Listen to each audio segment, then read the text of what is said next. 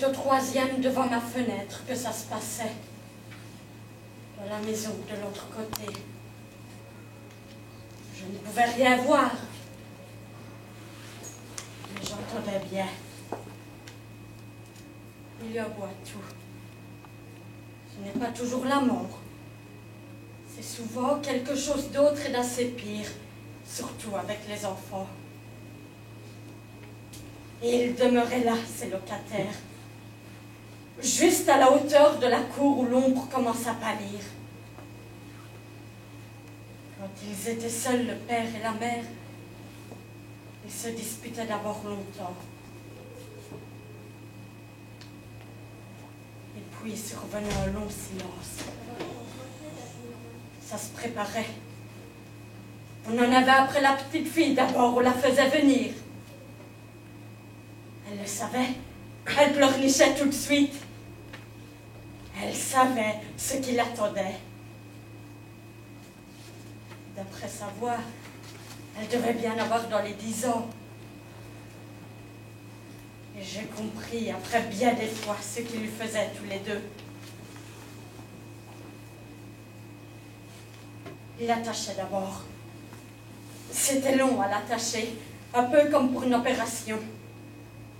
Ça les excitait. « Petite charogne !» qu'il criait le père. « Ah, la salope qu'elle faisait, la mère !»« On va te dresser, salope !» qu'ils criaient tous les deux. Et des choses qu'il lui reprochait. En même temps, des choses qu'il devait imaginer. Il devait l'attacher après les montants du lit d'abord. Pendant ce temps-là, l'enfant se plaignantait comme une souris prise au piège. « T'auras beau faire, petite vache, t'y couperas pas. Va, t'y couperas pas !» qu'elle reprenait la mère. Et puis, avec toute une bordée d'insultes comme pour un cheval.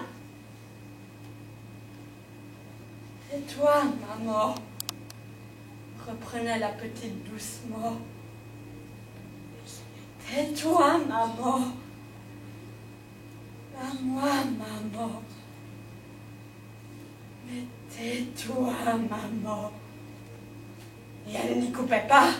Et elle prenait quelque chose comme raclée.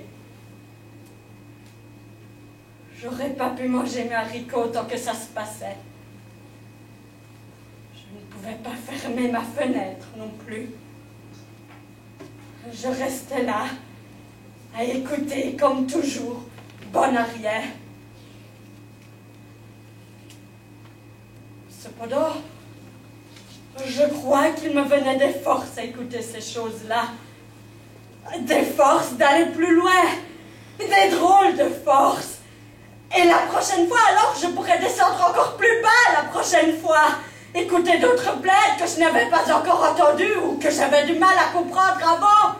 Parce qu'on dirait qu'il y en a encore toujours au bout des autres plaides. Encore qu'on n'a pas encore entendues ni comprises.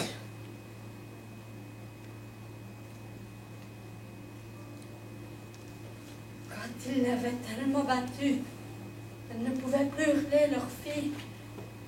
Elle criait quand même encore un peu à chaque fois qu'elle respirait, de tout petits coups.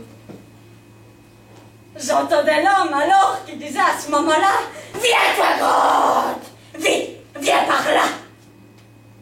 C'était à la mère qu'il parlait ainsi. Un jour, c'est elle qui lui a dit, je l'ai entendu. « Oh, Julien, je t'aime tellement que je te boufferais ta merde même si tu faisais des étrons gros comme ça. »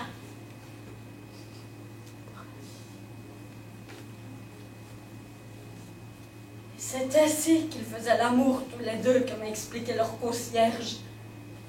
Dans la cuisine que ça se passait, contre l'évier. Autrement, ils n'y arrivaient pas.